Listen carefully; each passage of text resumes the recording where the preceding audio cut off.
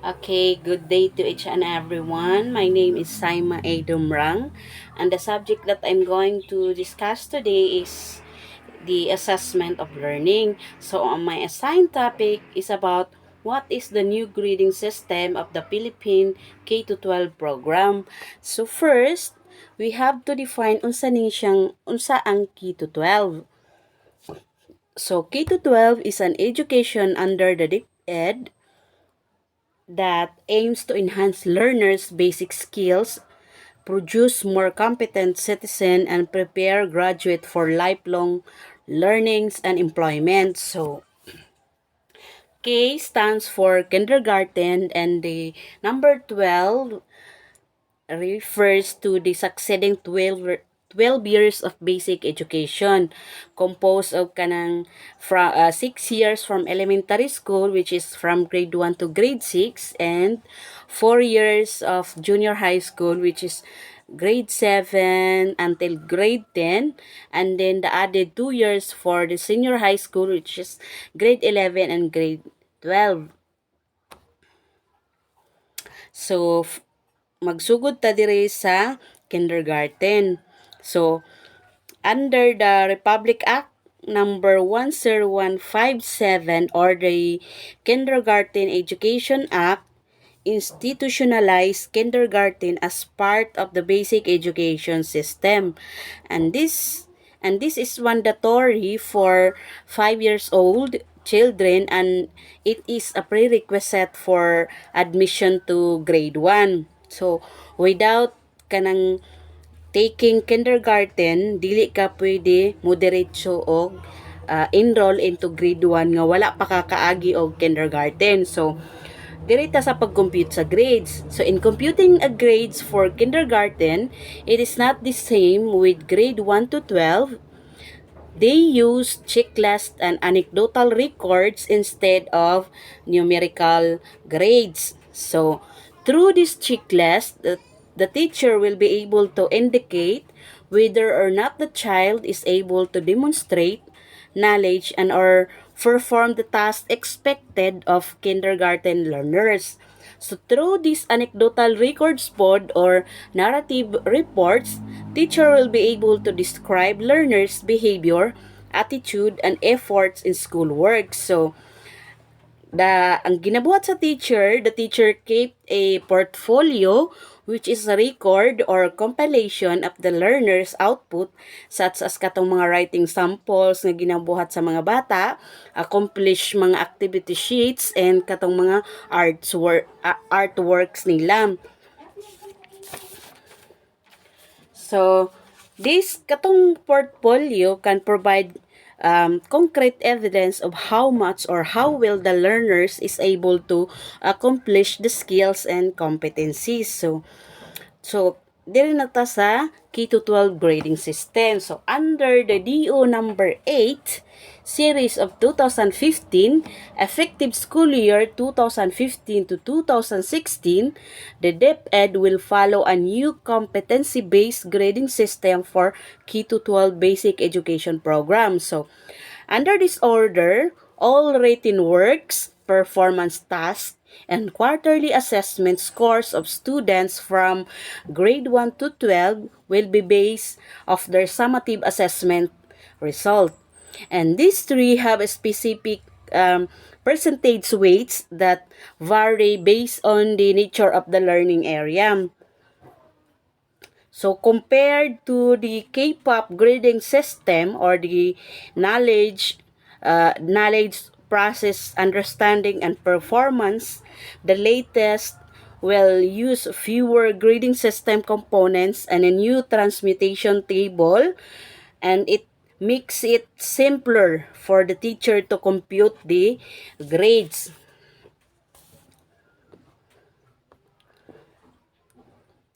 Dayon, all public schools from kindergarten to senior high school must comply. So, although not required, ang DepEd urges private schools to follow the same guidelines. For the non-DepEd schools, on the other hand, can adjust their policies in line to their mission and vision, but with the approval of the DepEd Regional Office.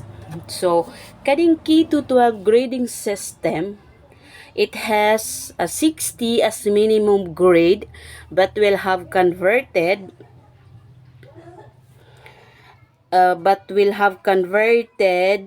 rating of 75 in the report card. So the lowest grade student can get is rather 60 for the quarterly and final grades.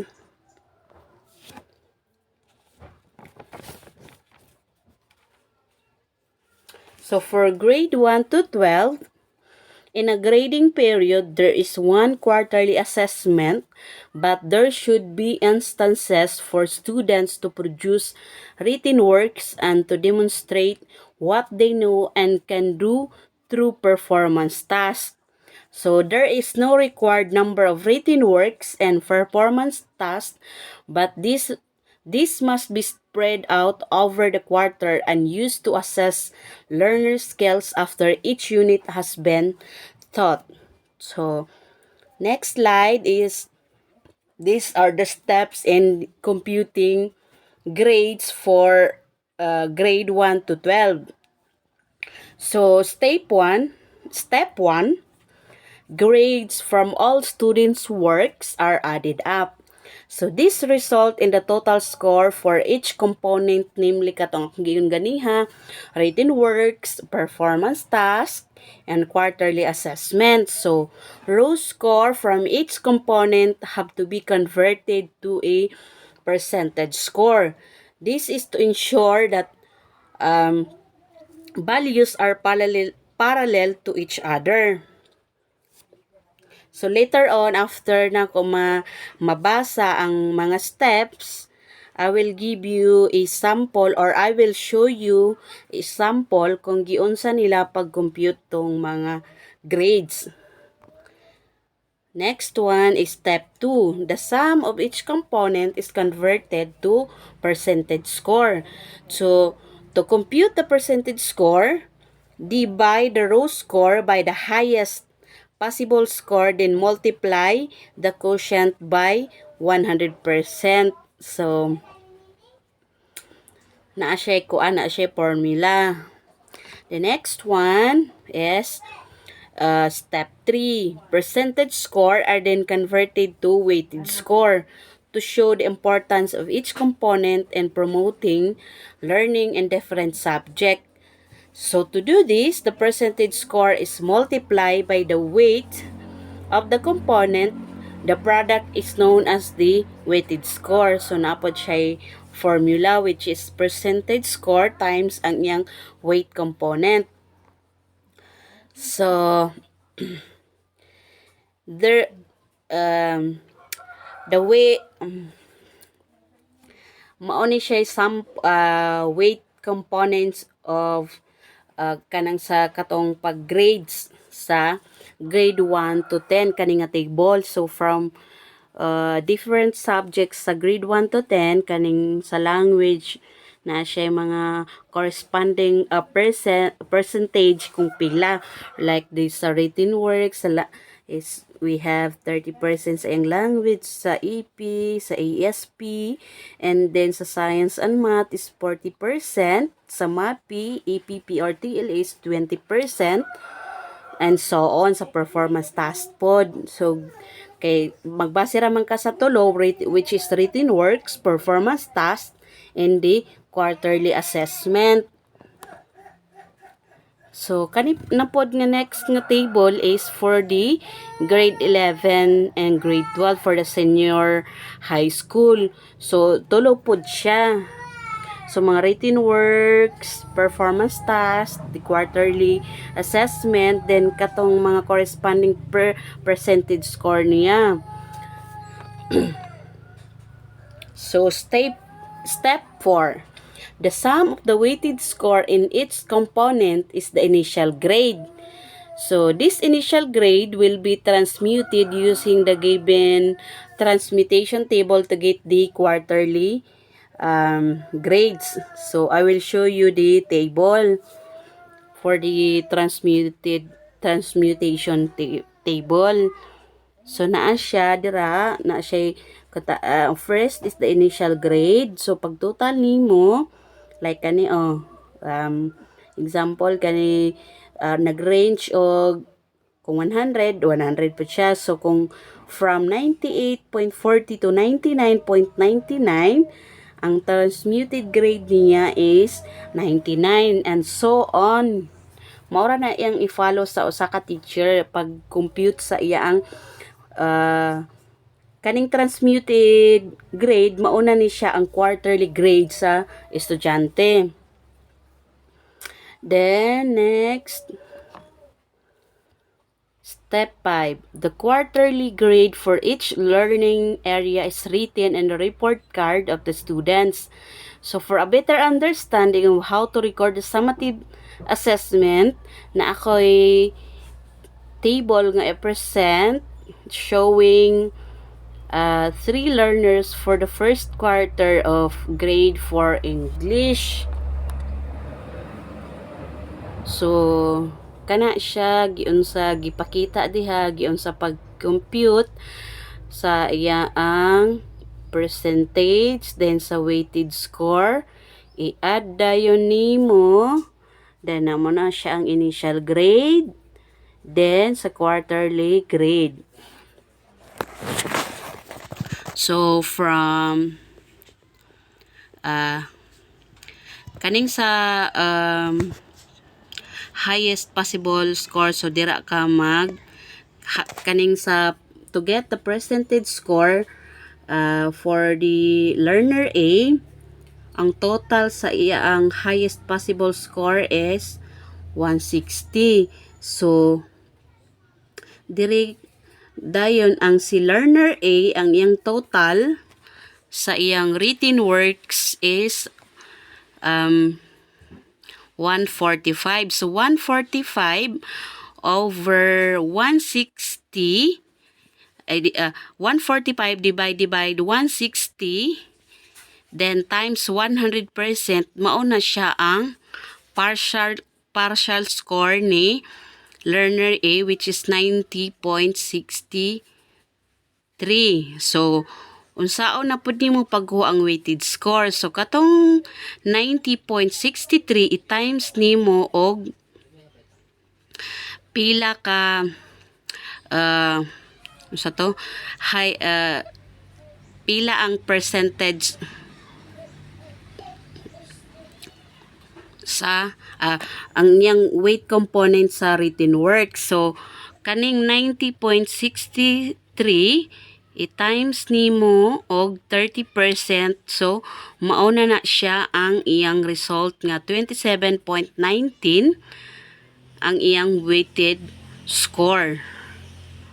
So katong sa learner A, i-total na po nimo iyang same kung unsa giunsa ang pag-total sa written works, mao po'y buhaton sa performance task. So come up na po siya og partial score of 83.33.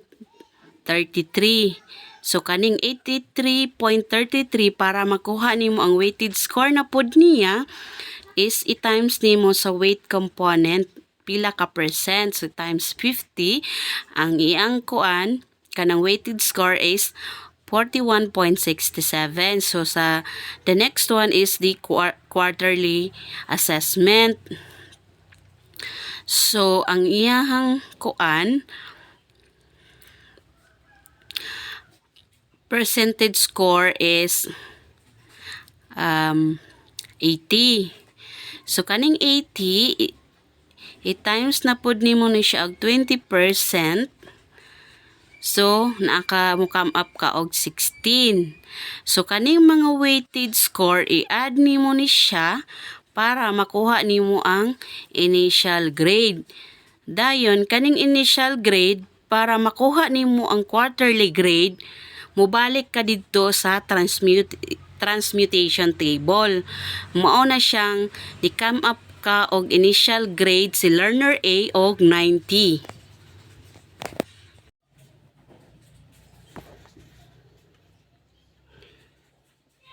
So, the next one is computing grades in the end of the school year from grade 1 to 10. So, the average of the quarterly grades produce the final grade.